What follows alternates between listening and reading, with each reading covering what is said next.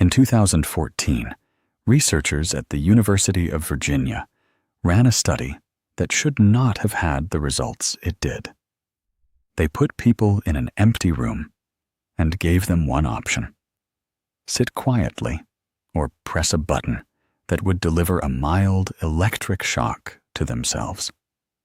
25% of women chose the shock. 67% of men chose to shock themselves rather than sit alone with their thoughts for 15 minutes. They chose physical pain over boredom. One participant shocked himself 190 times in 15 minutes. He wasn't in distress. He wasn't being punished. He was just a man in a chair with nothing to do. No other animal on Earth gets bored the way you do. Not even close. Boredom is what happens when there's nothing to do. Remove the stimulation, and boredom fills the gap. That's the common understanding. It is wrong. A lion rests for 20 hours a day. A python can go weeks between meals without moving. A dog lying in a sunbeam isn't battling anything. It is simply at rest. That fight is what boredom actually is. Psychologists define boredom as an aversive state of wanting to engage in satisfying activity, but being unable to do so. Your brain is running. It wants to be directed at something. Between 2 million and 300,000 years ago, the human brain tripled in size. A brain that can simulate the future is a brain that always knows it could be doing something else. Boredom is not a gap in experience. It is the price of a brain complex enough to imagine better. The ancient Greeks noticed it without being able to name it properly. They had a concept called acedia. They called it the noonday demon, a strange, creeping emptiness that arrived in the middle of the day. He was describing the same neurological state that made a man in a Virginia laboratory press a button to shock himself 190 times. In the 1980s, psychologist Mihaly Csikszentmihalyi proposed something that reframed boredom entirely.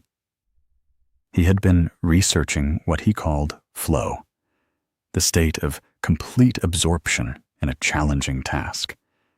The challenge had to be slightly beyond your current ability.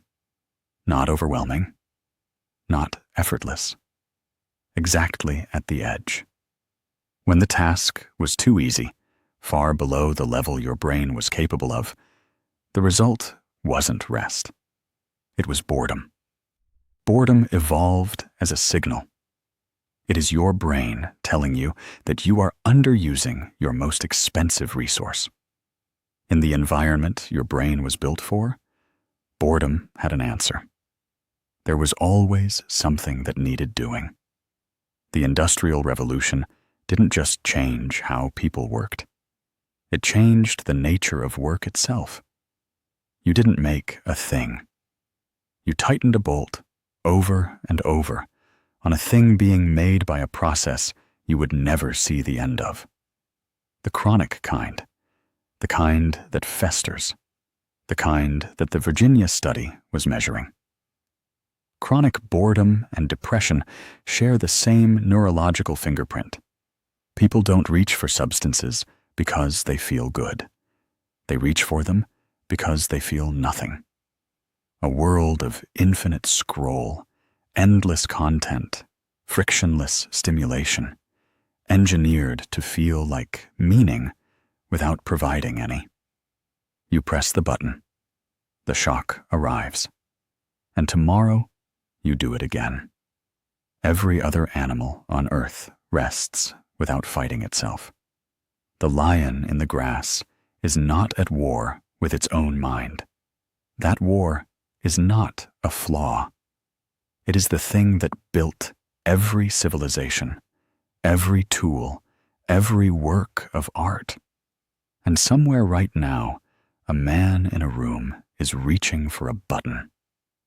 Not because he wants to hurt himself, because the alternative, sitting with a brain that won't stop demanding more, feels worse. If you enjoyed this story, please like, subscribe, and share. See you in the next video.